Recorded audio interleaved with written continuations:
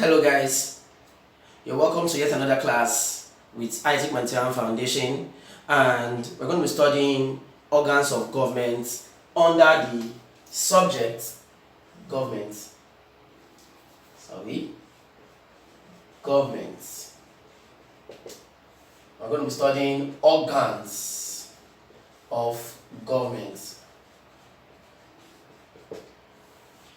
Now, in every modern society, government is divided into three organs so that no part of government will be too powerful than the other. And most times, these organs of government, their powers and jurisdiction are separated from each other. We have three conventional organs of government. We have the first, legislature. We have the second, executive. We have the third, judiciary.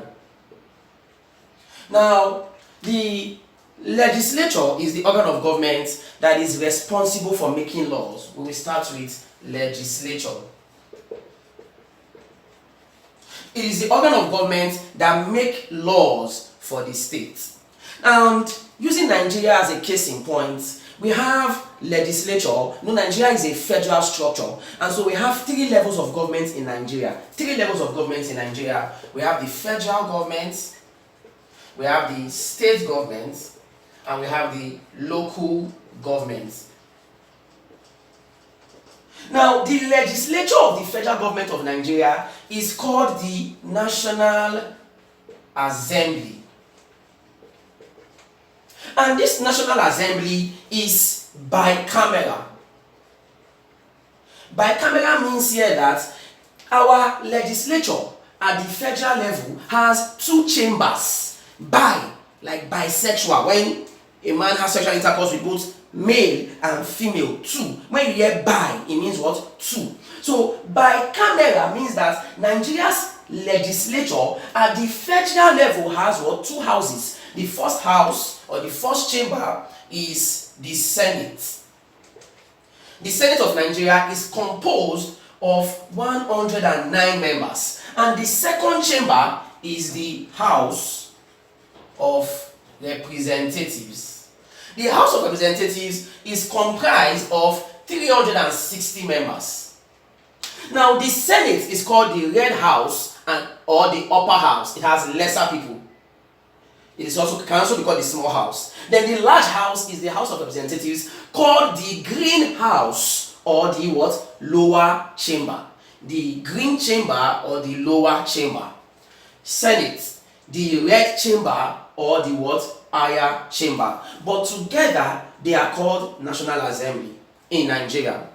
But let us now move to the perfect example of democracy in the world, the United States of America. The United States of America, they also have a federal structure. Now, the federal legislature of the United States is called the Congress. It's called what? The Congress. So now, Congress is to the USA as what? National Assembly is to what? Nigeria.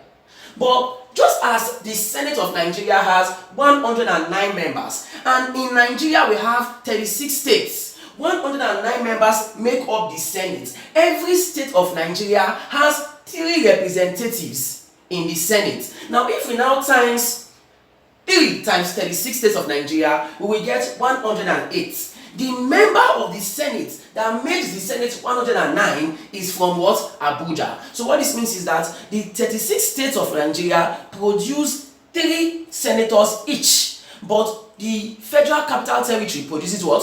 1 senator. Are we together? But with regards to the House of Representatives, there is no even distribution of members.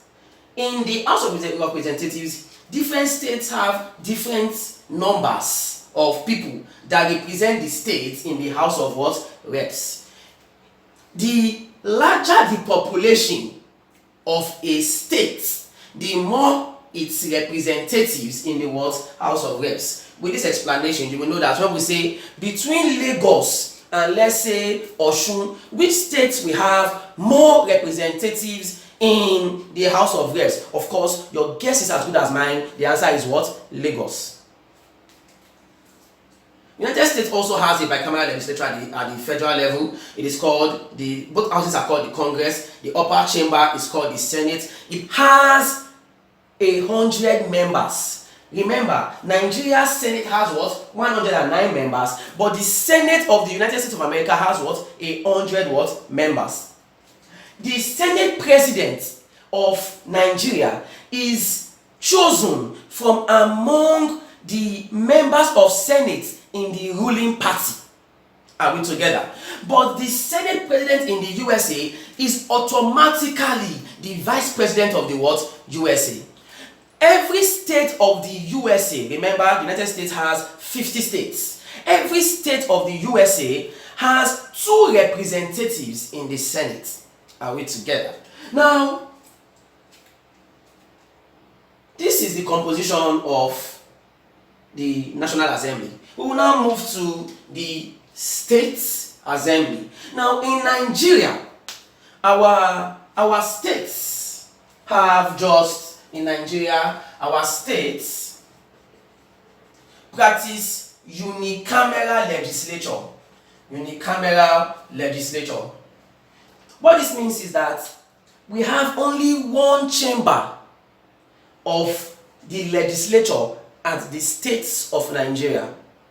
Bicameral legislature at the federal government, but the state government of Nigeria practices. Every state government of Nigeria or every state has just one chamber of the legislature, and that chamber of the legislature is called the House of Assembly. In the USA, there are 50 states. 49 of the 50 states of the United States of America use the bicameral legislative system just as their federal government. The only state that has a unicameral legislature in the United States is Nebraska. What did I call it? Nebraska. Are we together? Now, the local government of Nigeria do not make laws. Local governments do not make laws. The kind of laws that local governments make is called bylaws. The laws that govern local governments are made by the state assembly. But the bylaws that govern local government, that are made by the local government, are made by the councillors.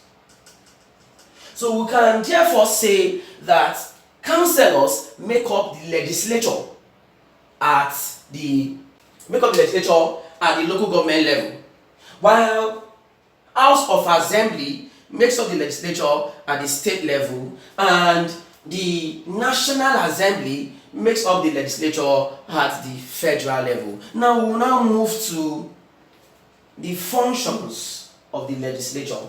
Functions of the legislature. Number one function, the legislature makes laws. It is their duty to make laws. And let me tell you, before a law is made, it is first called a bill. A bill. Therefore, we can define a bill as a proposed law yet to be debated in Parliament and signed by the head of government. So before anything becomes law, it is first called a bill, and the members of the legislature will now discuss whether this bill should become a law. And before the bill becomes a law, the head of the executive arm of government must sign it. In Nigeria, for instance, if a bill has passed the 9 processes, the 9 stages from the origination of the bill to the consensus stage and then to the president's signature, that bill automatically becomes what? Law. So under exam condition, you are asked, before law, what is it called? Or after a bill is signed by the president, what does it become? Law. Number 2 function of the legislature is amendment of laws. It is the responsibility of the legislature to amend Amend means to calibrate. Amend means to fix. When a law is no longer effective, is no longer functioning properly, the arm of government that fixes that law is the what? Legislature. So they make and they what? Amend. Number 3 function of the legislature. The president, who is the head of the executive, appoints members of the executive to function with him. Ministers, heads of government agencies, and the likes. Now, all these appointees of the president are approved by the legislature. What this means is that if the president appoints, let's say, Minister of Agriculture, before that appointment becomes valid, the legislature must what? Approve it. So number 3 function of the legislature is approvement or validation. Let us call it validation of the president's appointments. Validation of the president's appointments. Now number 4 function of the legislature rather will be approval of treaties. Number 4, approval of treaties. Now, a treaty is an agreement or a covenant between several countries, between 2 or more countries. When this treaty is between only 2 countries, it is called bilateral treaty. But when more than 2 countries enter into this treaty, this agreement, it is called multilateral treaty. So, but before the treaty of a country and another country or other countries become valid, the legislature must what? Approve it. Number 5 function of the legislature. Number 5 function of the legislature will be approval of the expenditure of the country. The approval of the expenditure. Approval of the yearly expenditure of the country. Now pay attention. Every year, the executive prepares what we call a budget, what the country hopes to spend for that year. Before that money can be released for the states, the legislature must go through that budget, that expenditure, and what? Approve it. Are we together? I believe you can now simply define the legislature, its major functions, and the composition of the legislature. Now, we'll really talk about the executive. Now, we're going to be studying the executive arm of government. We have the single executive. We can distinguish between different types of executives. We have the single executive. Single executive. In the single executive, the head of the executive controls the executive.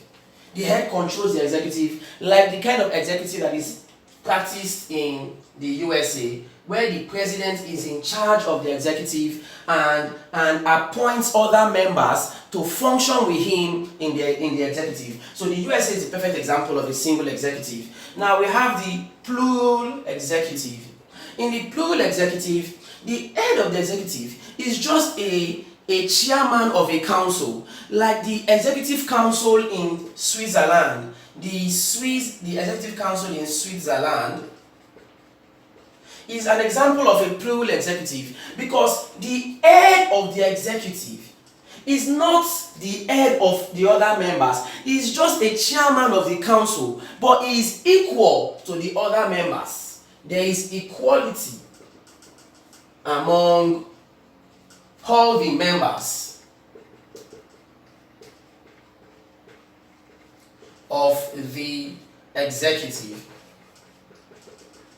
The capital of Switzerland is Bern. Most of you will be surprised. You think it is Zurich. No, Zurich is the commercial city of Switzerland. The capital city, the political capital of Switzerland is Bern. And the political capital of the United States of America is Washington, D.C. DC stands for District of Columbia. I believe you are following me. Alright, now we have a third type of executive called the parliamentary executive. The parliamentary executive is the kind of executive that is practiced in Britain, in the United Kingdom, in Britain. In Britain, for instance, members of the executive also double as members of the parliament. Now, the executive arm of government in Britain is gotten from some members of parliament, and insofar as the parliament continually passes confidence on the executive what remains. So we have three major types or three distinctions between executive: singular executive, singular, let's properly call it singular executive, like that practiced in the USA and in Nigeria, of course; plural executive, like that practiced in Switzerland; and parliamentary executive, like that practiced in Britain. Capital of the United Kingdom, Britain, is London. Alright, now the executive arm of government in Nigeria is of course controlled by the president. It is ruled by the president. It is supervised by the president in collaboration with other workers of the president who are ministers. Now, the executive is divided into different ministries, and the political head of a ministry is appointed by the president and remains in office according to the will of the president. And of course, you know, the president of Nigeria has a renewable tenure of 4 years. So he can rule approximately for 8 years. He can rule for 2 terms of 8 years. He can recontest elections only once. He can contest elections twice. Are we together? Now, the first function of the executive is the implementation. Number one function of the executive is the implementation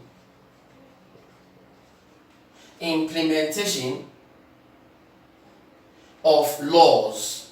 Remember, I told you the legislature makes what? Laws. Now, you can make something, but for that thing to be practiced, you need to what? Implement it. You need to put it into use. So the laws that are made by the legislature are put into use by the what? Executive. Implementation of what?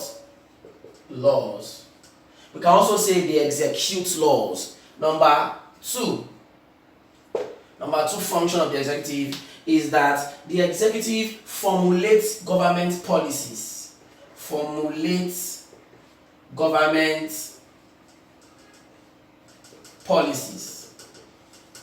They make government policies. Now, after they have made government policies, number three function is that the executive implements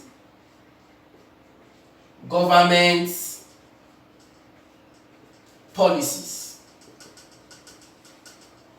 Number four function of the executive is that they enforce the law. Now, through the police, don't say police, it is called police. Now, through the police, the executive enforce the law. Do not be confused. The police is not an agency of the judiciary. The police force is under the what? Executive. And through this agency of the executive what? Enforces laws. Are we together? And the number five function of the executive is the declaration of war. The declaration of war. Now, before a country can go to war with another country, the head of the executive must approve of it. Are we together? Now, we can also say it is the function. Now, let us add a sixth one. Now, number five, declaration of wars. Declaration of wars. And number six, preparation of the annual budget. And remember, I told you that after the executive has prepared the annual budget, the legislature must approve of it. Now, I told you, the federal executive The federal executive of Nigeria is headed by the what? President, assisted by ministers who are in charge of ministries. Now remember, Nigeria is a federal structure, so we also have a state executive.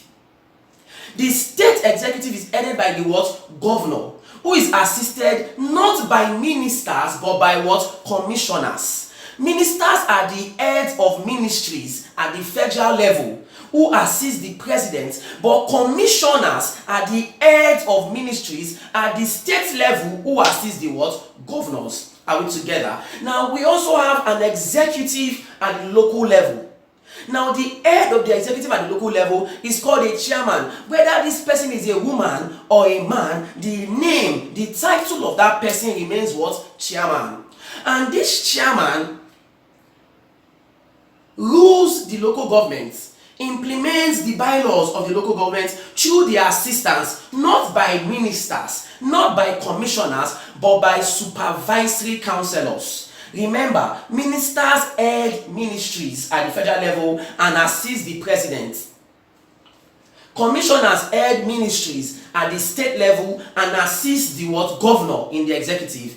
Now, a chairman is not assisted by ministers or commissioners, he is assisted by supervisory councillors who do not head ministries but they head what? Departments. What this means is that ministry is to federal government, ministry is to state government, but department is to what? Local government. So the equivalent of a ministry at the state government will be what? A department. So if we have Ministry of Agriculture at the state level, we have what? Department of what? Agriculture at the local government level. Are we together? Now let us quickly round off this class with the functions and the definition of the judiciary. Now at the federal level, the judiciary is the arm of government that interprets the law. The judiciary can be defined as the third arm of government with the responsibility of interpreting the laws. For lack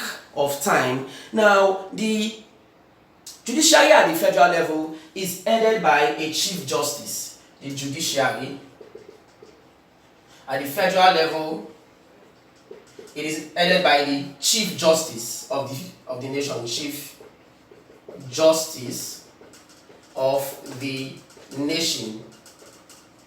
Now, the judiciary is made up of magistrate courts, of appeal courts, of everything that has to do with jurisprudence is covered by the judiciary. Now, the highest court in Nigeria's judiciary is the Supreme Court of Nigeria.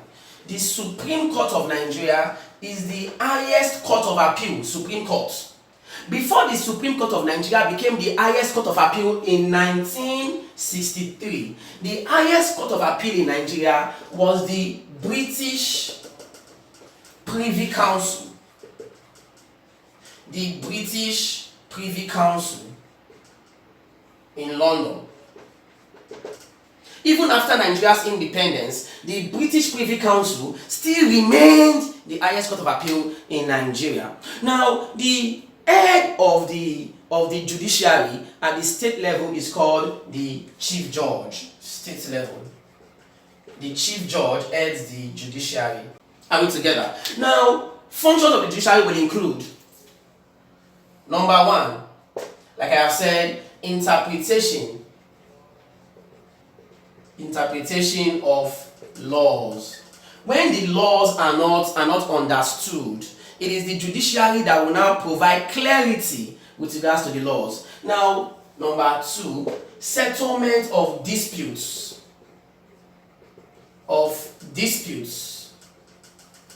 Between other organs of government.